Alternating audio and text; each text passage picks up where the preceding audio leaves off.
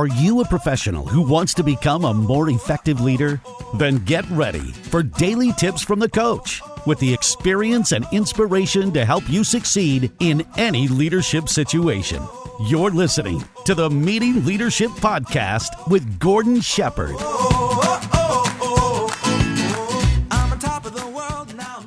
Welcome to another episode of the Meeting Leadership Podcast. Now, I'm really grateful that you've taken time out of your day to listen to the show, and I'm also really excited because if you're here, you understand that to develop your leadership skills, you have to know how to run outstanding meetings.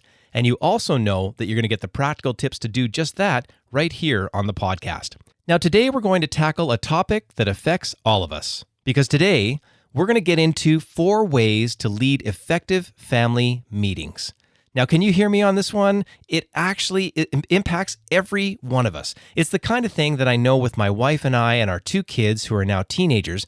Well, honestly, I wish we'd done it a little bit sooner.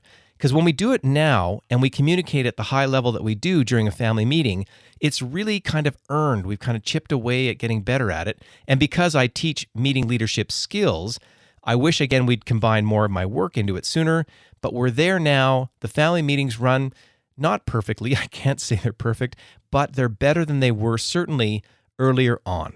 And the second reason I want to jump into this topic is that I believe that if you can lead family meetings at home, then you can lead outstanding meetings wherever else you go, whether that's at work, in a volunteer setting, or wherever else you have to lead meetings. And with that in mind, let's jump right into it. Now, the first suggestion that I have to create an effective family meeting is for the parents to have a pre-meeting. This means you're going to get together before the meeting. You're going to talk about the maybe 2-3 issues that you're going to cover in the family meeting and really understand each other's point of view. Now, I can tell you in my experience, sometimes you agree about those things, sometimes you don't, but you want to do that together as parents first, and then you'll be able to walk into the family meeting with kind of hopefully an alignment, but even if it's sort of a respectful disagreement, you'll have done that beforehand, and that way you're not discovering that in front of your kids. Which leads me to my second suggestion, which is to actually create an agenda. And no, it shouldn't feel like work, but it should be the kind of thing where because you spent the time as parents to really understand each other and get together, now you want to have things go in an orderly fashion. So the agenda can be as simple as putting a few point form notes together on a sticky. I don't know if you want to go much more than that in a family meeting, but getting an agenda together is absolutely critical, and your kids will feel it when you go into the family meeting to talk because things will be in order. And another really important thing that your kids will appreciate, having a time limit. Family meetings, in my experience, when they run too long, everybody runs out of gas and you've got suddenly people pulling out their phones and this kind of thing, and it just doesn't work. So if everybody going into it knows that it's going to last for, say, 30 minutes if it's kind of light duty, it could be up to an hour if there are really some serious things to talk about. But if people know that there's a time limit, then they can really pay attention during that time, and they'll know, especially for the kids, that it's going to end. And finally, one of the most important suggestions that I can make when it comes to running highly effective family meetings is to understand yourself and understand who is in the room. In family meetings, they are often lit up with all kinds of charged emotions, and we want to avoid those triggers that lead to negative behaviors. Now, I've got a little 3-question exercise that you can do with your family to help you start to build self-awareness and prompt discussions that will help you to avoid the negative things that can happen during family meetings. And the first question goes like this. You look at each other and you say, how do you act during a family meeting? People will get a chance to reply, and they'll be able to point out the things they like and don't like and this kind of thing. And the second question is, how do you want to act during a family meeting? Now, this is a great question because it gets away from kind of the reactions that we're getting from the first question, and it actually leads to, how are you going to make it better?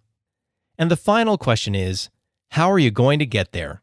And that's going to allow you to lay out kind of a roadmap for each other to actually make family meetings, as valuable as possible. And now it's time to take a big breath in, give yourself a pat on the back and go, wow, that was a lot to cover. Gord, can you give us a reminder? And I absolutely will. And here's a recap. When you want to have an effective family meeting, start with a parent pre-meeting. Also, the parent should create an agenda. They want to set a time limit for the meeting itself. And then finally, we want to use those 3 questions to make sure you understand yourself and help your kids to understand each other as well. And the 3 questions are, how do you act during a meeting? How do you want to act during a meeting? And finally, how are you going to get there? Now, the benefits of family meetings far outweigh the negatives. I can tell you from experience, it's something that I hope you can take forward and do, and find the courage to do it. Get the professional help that you need to do it. It's really, really worthwhile. Whatever way you kind of want to get there, figure it out, go for it.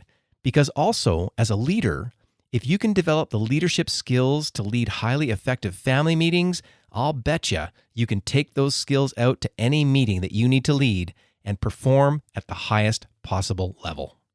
And now I'd like to let you know that this episode of the Meeting Leadership Podcast is brought to you by the Meeting Leadership Academy.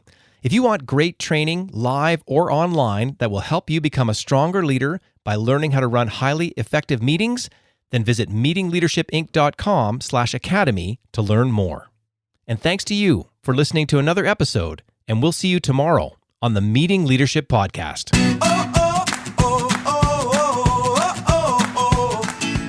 Thanks for listening to the Meeting Leadership Podcast. Be sure to subscribe for more strategies to help you become an outstanding leader. And don't forget to rate and review so we can bring you fresh content every day.